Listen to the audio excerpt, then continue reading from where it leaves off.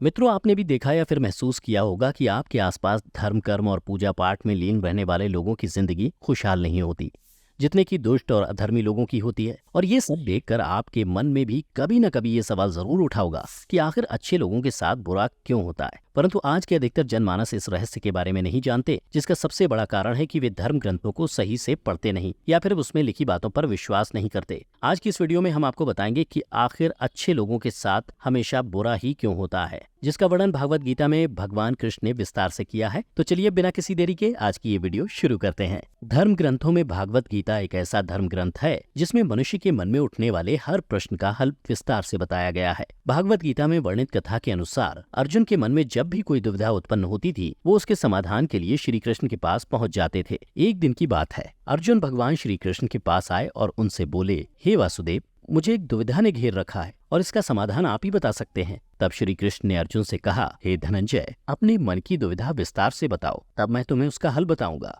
तब अर्जुन बोले, हे नारायण, कृपया कर मुझे ये बताइए कि अच्छे लोगों के साथ हमेशा बुरा ही क्यों होता है, जबकि बुरे लोग हमेशा खुशहाल दिखते हैं। अर्जुन के मुख से ऐसी बातें सुनकर श्री कृष्ण मुस्कुराते हुए बोले, हे पार्थ, मनुष्य जैसा देखता है या फिर महसूस करता है, वास्तव में वैसा कुछ नहीं होता, बल्कि अज्ञानतावश वह सच्चाई को समझ नहीं पाता। श्री कृष्ण की बातें सुनकर अर्जुन हैरान हो गए और बोले, हे नारायण, आप क्या कहना चाहते हैं, मेरी समझ में नहीं आया। तब श्री कृष्ण बोले, अब मैं तुम्हें एक कथा सुनाता हूँ, जिसे जानने के बाद तुम समझ जाओगे कि हर एक प्राणी को उसके कर्म के हिसाब से ही फल मिलता है। अर्थात जो बुरा कर्म करता है उसे बुरा फल मिलता है और जो अच्छा कर्म करता है उसे अच्छा फल मिलता है, क्योंकि अच्छे कर्म और बुरे कर्म तो मनुष्य पर निर्भर करता है। प्रकृति प्रत्येक को अपनी राह चुनने का मौका देती है। अब इसका फैसला करना कि वो किस राह पर चलना चाहता है, ये व्यक्ति विशेष की इच्छा पर निर्भर करता है। फिर कथा सुनाते हुए श्री कृष्ण बोले, बहुत समय पहले की बात है, एक नगर में दो पुरुष रहा करते थे। उनमें से एक पुरुष व्यापारी था, जिसके लिए अपने जीवन में धर्म और नीति की बहुत महत्व। वो पूजा पाठ और भगवान की भक्ति में बहुत विश्वास करता। चाहे कुछ भी हो जाए,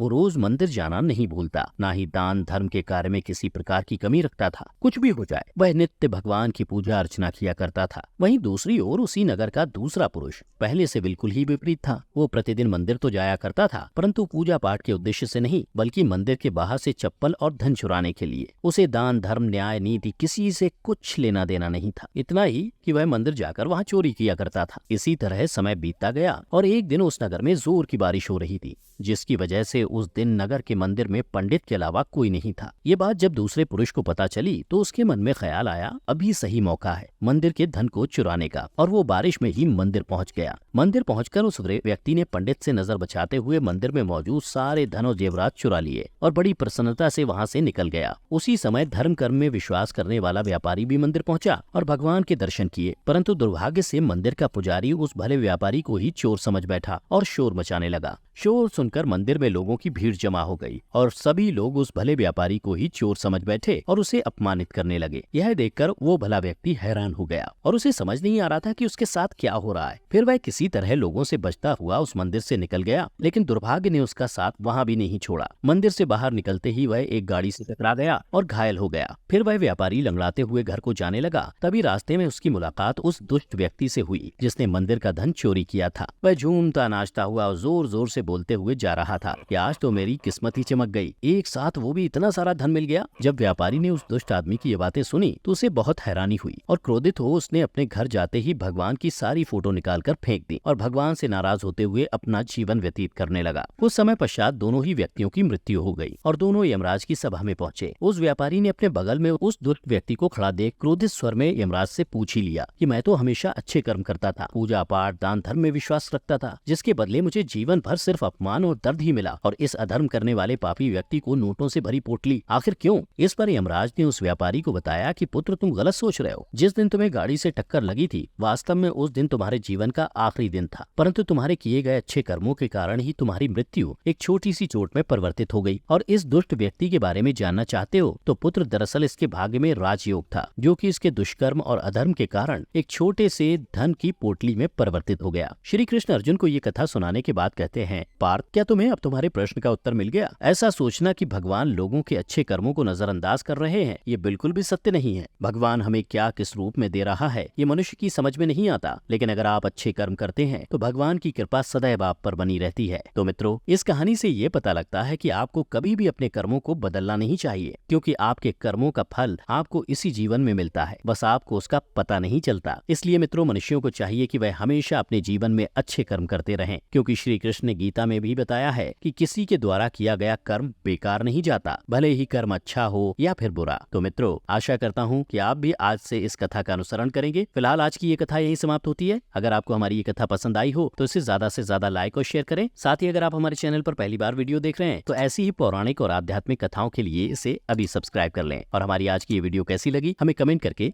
जरूर बताएं।